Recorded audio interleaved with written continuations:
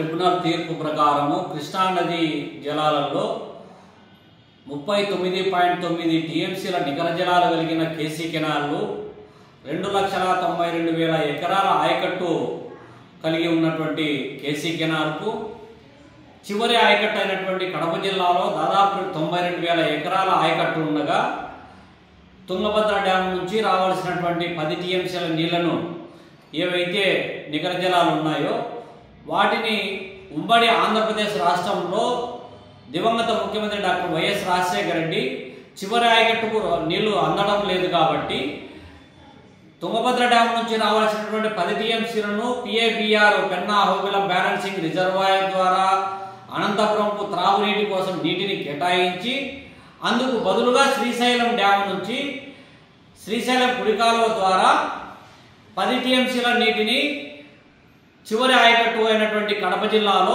వాడుకునే వెసులుబాటును కలిగిస్తూ జీవో నంబర్ను కూడా విడుదల చేయడం జరిగింది అన్ని పక్షాలను ఏకం చేసి.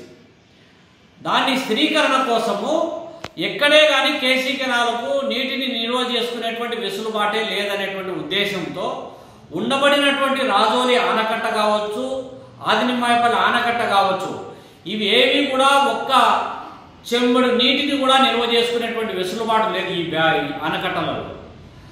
అందుకోసం అని చెప్పి రాజోలి ఆనకట్టను రిజర్వాయర్గా మారుస్తూ 2.9 టీఎంసీల సామర్థ్యంతో అదేవిధంగా జొలదరాశి రిజర్వాయర్ను నిర్మించడం ద్వారా కనీసము 4 టీఎంసీల నీటిని నిల్వ చేసుకునేటువంటి వెసులుబాటును నిర్మాణానికి 2008లో 407 కోట్ల అంచనా వ్యయంతో శంకుస్థాపన కూడా చేయడం జరిగింది.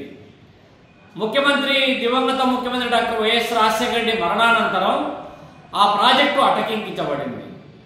తర్వాత 2018లో అంటే 19లో అధికారంలోకి వచ్చినటువంటి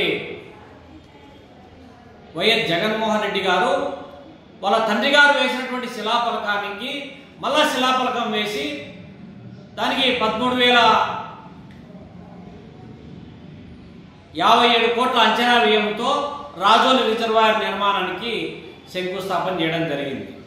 కానీ ఆయన కూడా ల్యాండ్ అక్విజిషన్ పనులు పూర్తి చేయకుండా దాని సామర్థ్యం తగ్గించి అంచనా వ్యయాన్ని తగ్గించడానికి చాలా ప్రయత్నాలు చేశారు. ఇప్పుడేమో 2025 జనవరి 18వ తారీఖున ముఖ్యమంత్రి చంద్రబాబు నాయుడు స్వచ్ఛాంధ్ర కార్యక్రమానికి మైదుకూరుకు హాజరైన సందర్భంగా రాజోలి రిజర్వాయర్ నిర్మాణానికి శ్రీకారం చుడతారని చివరి ఆయకట్టు కడప జిల్లాలో ఉన్నటువంటి 92,000 ఎకరాల ఆయకట్టును స్థిరీకరిస్తారని చెప్పి గొప్పగా ప్రకటించాడు. ప్రకటించి కనీసము 9 మాసాలు కూడా కాదు. మొన్న జరిగినటువంటి ఈ సెప్టెంబర్ 18 నుంచి ప్రారంభమైనటువంటి వర్షాకాల సమావేశాలలో మైదుకూరు శాసనసభ్యులు పుట్టా సుధాకర్ యాదవ్ గారు రాజోలి రిజర్వాయర్ నిర్మాణానికి సంబంధించి ప్రస్తావనే చేయకుండా అలగడూరు బ్యాలెన్సింగ్ రిజర్వాయర్ మరమ్మతులకు శ్రీకారం చుడితే కడప జిల్లా ఆయకట్టును స్థిరీకరించవచ్చు అని చెప్పి మాట్లాడుతూ ఉన్నారు.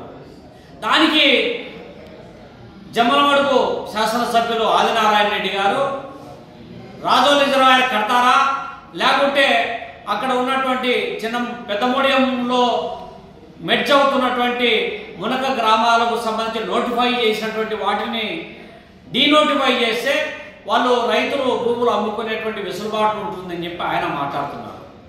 అంటే మీరు అవగాహన రాహిత్యంతో మాట్లాడుతున్నారా లేకపోతే అధినాయకులను ఒప్పించడంలో మీ చేతగాని తనాన్ని అసమర్థతను కప్పిపుచ్చుకోవడం కోసం ఇలాంటి డైవర్షన్ స్టేట్మెంట్స్ ఇస్తున్నారని చెప్పి భారత కమ్యూనిస్ట్ పార్టీ ప్రశ్నించదలుచుకుంది.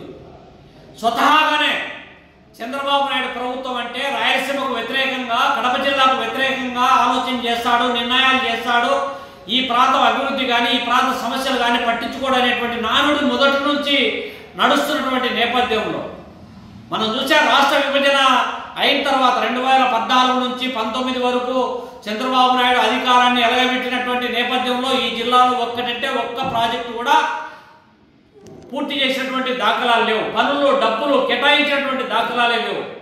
ఇప్పుడేమో కూటమి ప్రభుత్వానికి ఎక్కువ సీట్లు కట్టబెట్టినటువంటి నేపథ్యంలో కడప జిల్లాలో కూడా ఆశించినంత కంటే ఎక్కువ సీట్లు కట్టబెట్టారు. అయినా కూడా మీ యొక్క వైఖరి మార్చుకోవట్లే.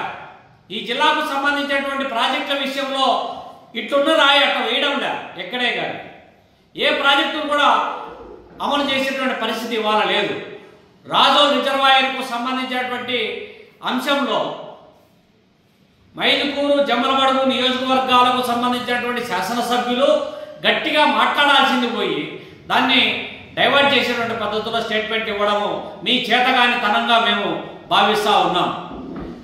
అదేవిధంగా అలగనూరు బ్యాలెన్సింగ్ రిజర్వాయర్ నుంచి కట్టిన నాటి నుంచి ఇప్పటి వరకు ఏ రోజైనా సరే కేసీ కెనాల్ ఆయకట్టుకు నీళ్లు తెచ్చినటువంటి దాఖలాలు ఏమైనా ఉన్నాయా? వీళ్ళు మాట్లాడుతూ ఉన్నారు ఆర్తడి పంటలకు నీళ్లు తెచ్చుకోవడానికి అవకాశం ఉంటుందని చెప్పి.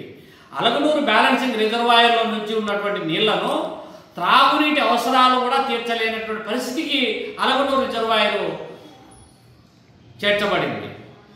కానీ శ్రీశైలం నుంచి నీళ్లు అలగనూరుకి ఏమి ఎట్లా ఎత్తుపోసేటటువంటి పద్ధతిలో పోతుందా?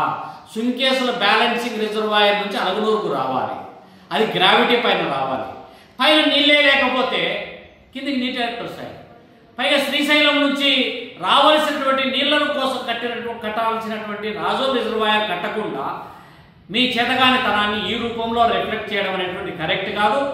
త్వరలో రాజోల్ రిజర్వాయర్ నిర్మాణం కోసం భవిష్యత్తు ఉద్యమ కార్యాచరణ ప్రకటిస్తామని చెప్పి పాలక ప్రభుత్వాల పైన ఒత్తిడి తీసుకురావడానికి ఎన్ని మార్గాలు ఉన్నాయో అన్ని మార్గాల్లో భారత కమ్యూనిస్ట్ పార్టీ ఆలోచన చేస్తుందని చెప్పి తెలియజేస్తా ఉన్నాం.